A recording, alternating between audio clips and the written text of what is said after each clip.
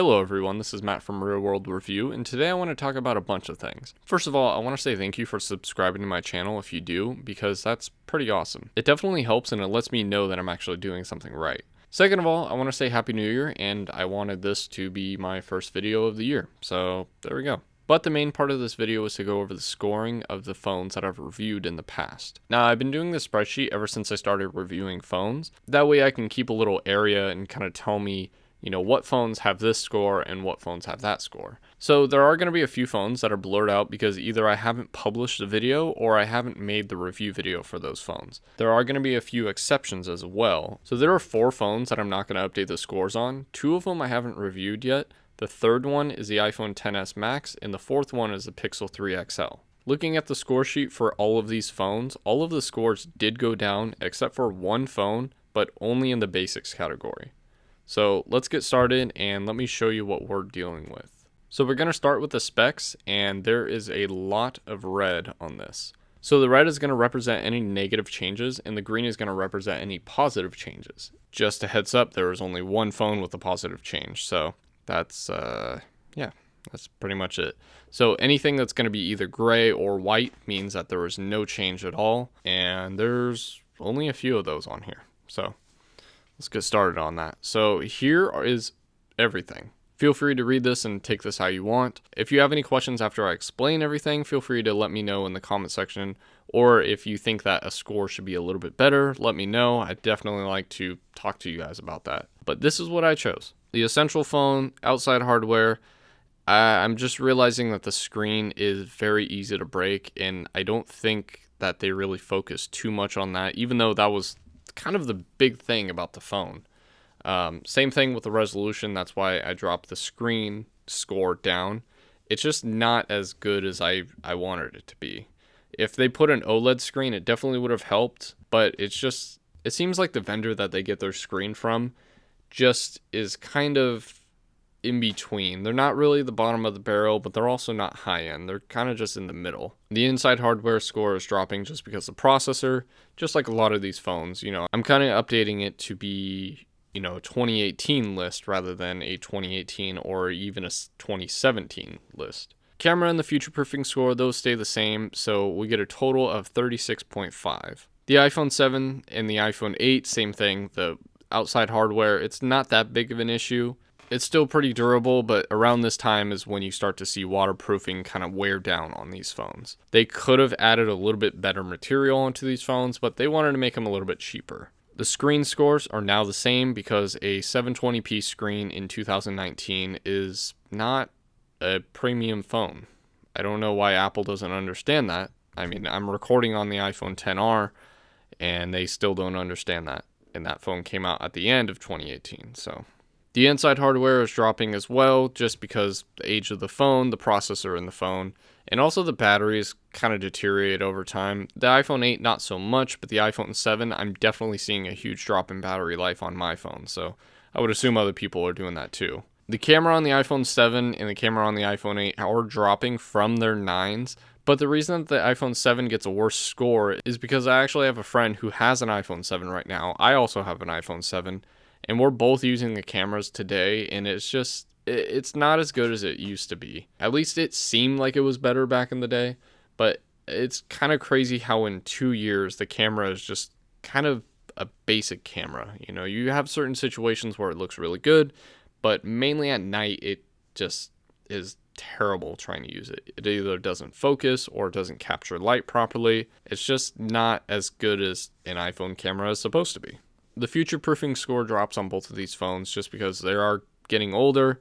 And I mean, most of the future proofing scores for all these other phones are just going to be to kind of adjust to the year. So the scores on those, the iPhone 7 will get a 34 and the iPhone 8 will get a 36.25. The iPhone 10, I didn't change the outside hardware, but the screen is dropping from an 8.5 to an 8, mainly because of the resolution of the screen. Apple did a really good job with this screen, but compared to screens nowadays, especially compared to Samsung screens, when this screen is made by Samsung, it's kind of, I can't think of a better word, maybe embarrassing, because Samsung makes your screens, but they don't make higher quality screens like they do in their phones. But I don't know, maybe they just wanted really bright screens. I don't know what happened there. The inside hardware, same thing, it is getting a little bit older. Not really any issues with the processor. The battery life is actually staying pretty good. That's something to think about too. The camera is dropping from a 9.25 to a 9 just because I thought the iPhone XS Max does have a better camera. It just looks better somehow. Again, future-proofing score is just dropping just because it's an older phone. So that phone will get a 40.25 out of 50. And now we move on to the G6, which the outside hardware drops from an 8.5 to an 8, just because it is getting a little bit older. And the materials that they use on there, it's kind of weird. They use Gorilla Glass 5 and also Gorilla Glass 3. I don't know why they didn't just stick with one. The screen is definitely showing its age, so that's going to move from an 8 to a 7.5. The inside hardware is moving from an 8 to a 7, and that's mainly because the phone is still really good. But the Snapdragon 821 processor is definitely old, and I don't see it being like a really nice phone in the next year or so. The camera's dropping from a 9 to an 8 just because I kind of thought about it, and the camera isn't as good as it used to be. Similar to like the iPhone 7, you kind of test more things and you kind of understand, okay, this isn't really as good as I thought it was. Or now you have a new benchmark and now you're comparing it to that, and that's kind of what's happening. Everything else kind of makes sense. It's just there's minor things that I'm dropping on these phones. The issue with the screen on the Moto Z2 Force is that it scratches a little bit easier. So I decided to drop that a little bit just because it's not a good thing for future usage. Especially if you get a bunch of scratches in the screen, or if you buy the phone used, you're just not going to be as satisfied as the phone with a glass screen. Although it doesn't shatter, so whatever you want to choose.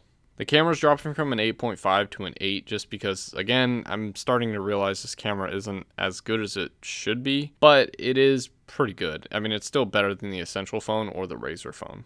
The future-proofing score, however, doesn't get that big of a drop just because the Moto Z3 has very similar specs to this phone. So I would see that the software for this phone will be very similar to the Z3. So I'm thinking that they're going to support this phone a lot more than they would another phone. The Nexus 5X, while I thought it was a good phone, I did adjust the scores to kind of fit what this phone is. I mean, it does have the boot loop issue, and the cameras aren't as good as they should be. Also, the battery life was terrible, so that was dropped as well. The Nexus 6P, pretty similar. The whole issue with the boot looping issue, but that was mainly because of the battery, not because of the processor. So those scores were adjusted as well. Also, the future-proofing scores have dropped, so I don't recommend the 6P, and I definitely don't recommend the 5X. The Pixel 2 dropped a little bit just because the phone is getting a little bit older, and I'm getting more used to having a dual camera setup on phones. So having the optical zoom definitely helps, and the Pixel 2 does not have that, along with the Pixel 3 XL, so that is not fun.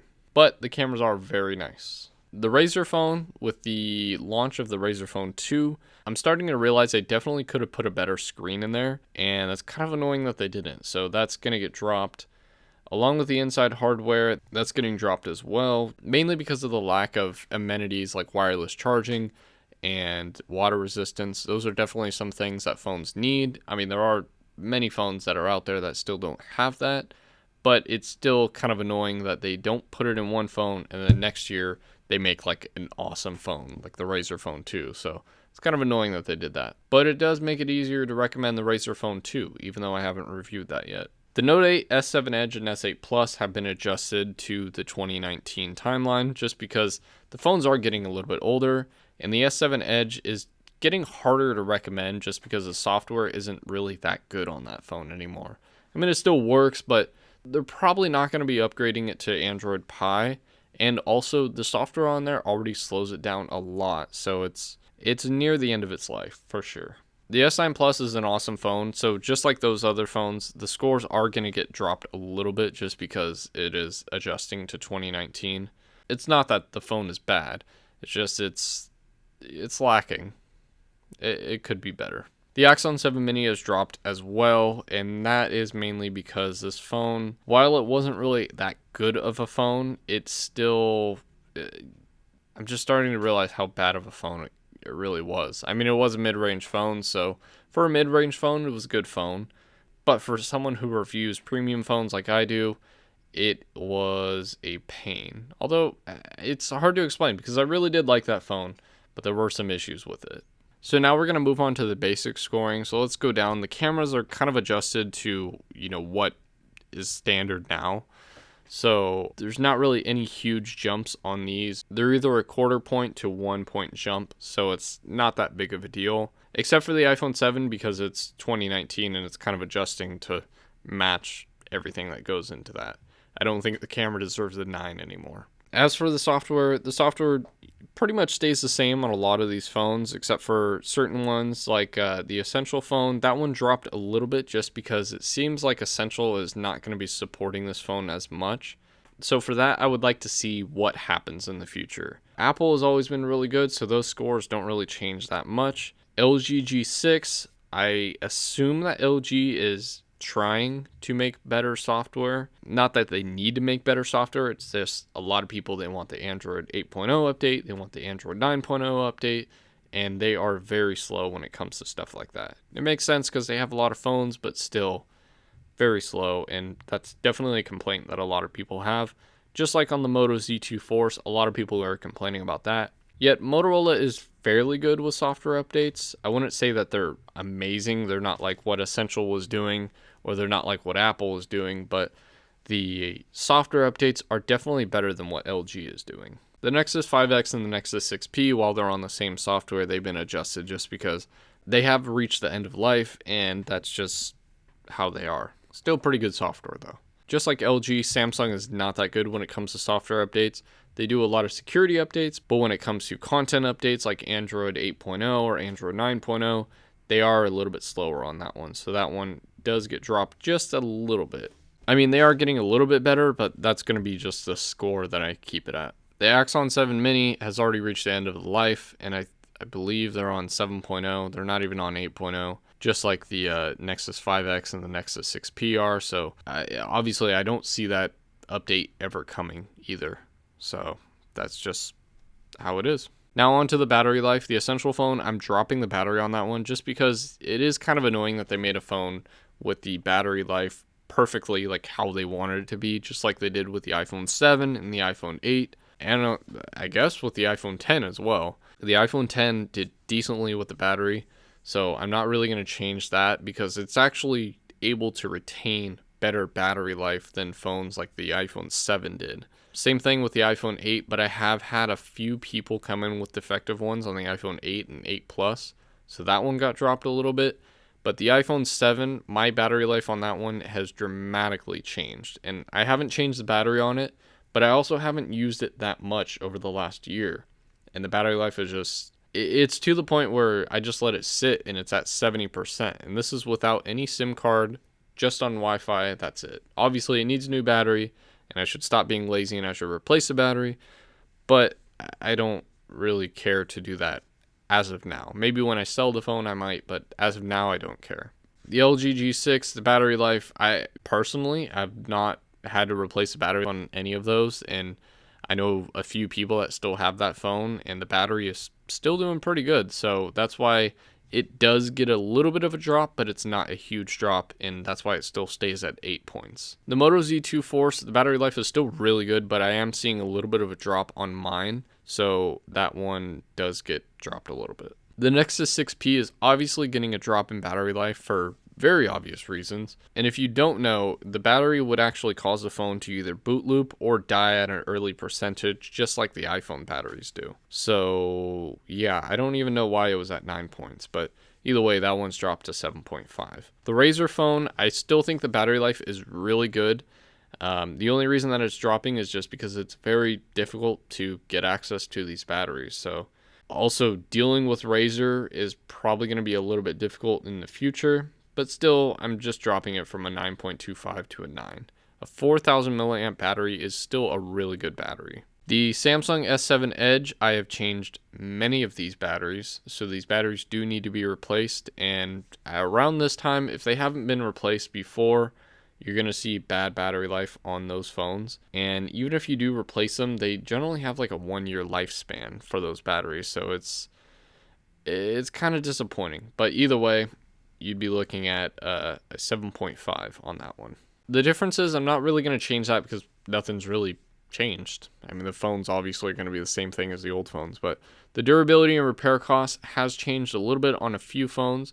On the iPhone 7, I'm changing that from an 8 to a 7.5, not because of anything that has happened to the phone, but similar to like the iPhone 6 Plus, how they had the bending issue, they have the camera issue, and they also have the touch disease issue. The iPhone 7 has an issue along with the iPhone 7 Plus with the volume, and pretty much what happens is there's a chip inside of the phone, and the way that Apple did it was kind of sloppy. Instead of using like an epoxy or something to kind of hold it in place, they just let it sit there with the solder on there. So over time, the connections either break or that chip actually goes bad, and it causes the audio on the phone to not work at all. It's mainly when you do phone calls, but also when you do voice memos and certain things like that. The Moto Z2 Force, even though it is a durable phone, it's getting dropped from a 7.5 to a 7. And the main reason behind that is because the aluminum on that does scratch very easily. I noticed that. Other than that, obviously it has a shatterproof screen, so that's not that big of an issue. And it has a warranty on it too. So the Nexus 5X, that one I'm dropping from an 8.5 to an 8, just because it is still very easy to fix. But when it comes to durability, it is one of the most plastic phones that I've used. And also, you're going to have to replace the battery at some point. So that's kind of annoying too. Same thing with the Nexus 6P. You are going to have to replace the battery at some point, and they do make it a little bit difficult to work on. Also, the glass on the back where the camera is, that's kind of annoying too, and also very easy to break. It doesn't break on its own, but it is very easy to break. So the Samsung S9 is the only one with a positive score, and that one's actually getting bumped from a 6.5 to a 7, just because it's very easy to work on, just like the S8 Plus and the Note 8. Also, the part costs aren't that big of a difference from those, so that's also a benefit too. The ZTE Axon 7 Mini, that one is also dropping as well, and that's mainly because of the availability of the parts. So that's dropping from a 5.5 to a 5. If we look at all these scores, you'll see that the Pixel 3 XL has the best score when it normally didn't. So the Pixel 3 XL in the basics category, coming very close to the Samsung S9 Plus, is going to be the best phone. And now with the specs category, if we go down here, we can see what is the best phone, and that is still the iPhone XS Max at 42.5 points. Now, the last thing that I want to talk about is I want to talk about the best phone that I've used, the worst phone that I used, and the overall, like the most, I guess like the average of everything, like the phone that I would recommend to you. So I did like the iPhone XS Max, but the phone that I would say is the best would probably be the Pixel 3 XL. That would be one of the best phones that I've used. So the Pixel 3 XL, that one's the best phone, I would say. I am using the OnePlus 6T, and that is a very good contender as well, but that's not on this list, so I can't really add that on there. But the overall average, like best average sort of phone, I would say would be the Samsung S9 Plus. The reason that I like that one is because it just checks a lot of boxes on these phones. You have a good front-facing camera, you have dual camera setup, you have a lot of software that's kind of gimmicky, but at the same time, it just works on the phone. A lot of the features that are in the phone are like they could be gimmicky, but they are very productive, like the dual camera setup, the dual speaker setup, headset jack, the wireless charging, the water resistance. There's just a lot of stuff in this phone that makes it an overall really good phone. And at a good price, I would definitely recommend this phone. As for the worst phone that I used, you would think that it would be the Axon 7 Mini, but honestly, I would say the Nexus 5X was the worst. Just because that one,